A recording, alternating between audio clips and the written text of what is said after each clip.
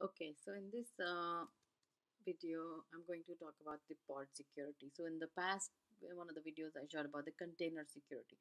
So the container runs inside a pod. So if the container, in the container, you can specify in the Docker file, it should never be run as root. So you can specify the by add user and add group. You can give it a user ID and group. So the container will always run as that user ID. But there is also a feature in Kubernetes about pod security, and pod security has much more advanced. Kubernetes provides much more advanced features on security as compared to the containers level security. So when the container is running inside the pod, it can be specified by there are certain there's a security context object, and under it in the spec you can specify run as user. So I give it 1000 user ID. So all the containers within that pod will be running as user 1000. They will be running as group as 2000, and the file system group will be 3000. So if I write a file anywhere in the system on the host, and if I mount it, if I mount any location from the host on the container, if I write a file, it will be from the ID 3000. And there is another feature which is called allow privilege escalation, and I can set it to false. So basically what it does, it gives us control to see if we don't want to give more privileges to the process other than the parent process.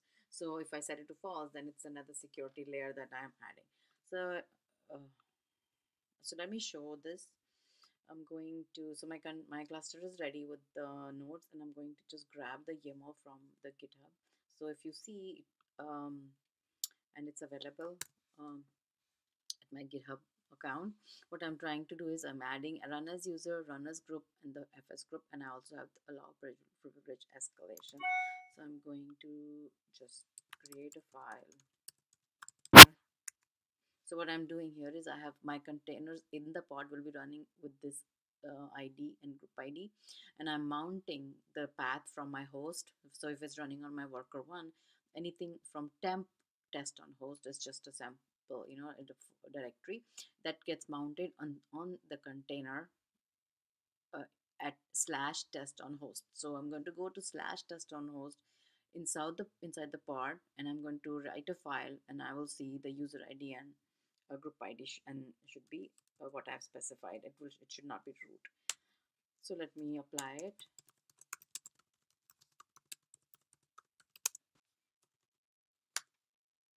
So it's applied, and I'm going to do get pods minus OY to see where they're running, and I can grep for security.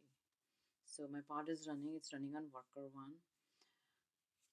So let me go to worker one, and then I'm going to exec in, or I can exec from here. So exec minus D. My pod is sec context pod minus sh. Right. So if I do ID now, you will see that my user ID is 1000 as I specified. Group ID is 2000, and the group is 3000. And now if I go to do ps minus ef, everything is running as user ID 1. If I go, and I have nothing here, but if I do touch on a file, because that is my, so I'm not able to write because that I will go to the host. This is my cube worker one, and if you see there is a test on host, but it's owned by root. So if I go and if I do a change mode on that, just to prove that now I want to show the ID because it's owned by root, right? So it's anything owned by root, my container running in that pod will not be be able to write anything on those folders. So if I do, let's say 775, let me just do for now,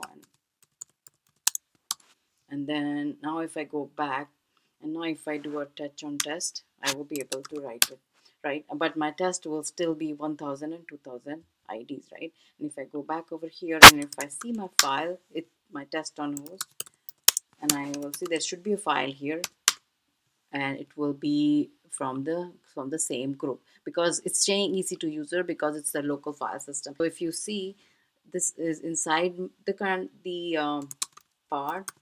Yeah, the process is running as 1000.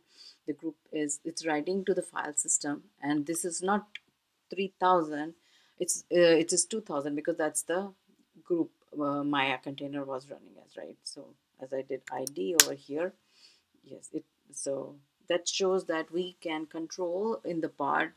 Kubernetes allows us to control the access, and now we can the pod cannot, even if somebody has access to the pod, they will not be able to mess up with the root file system.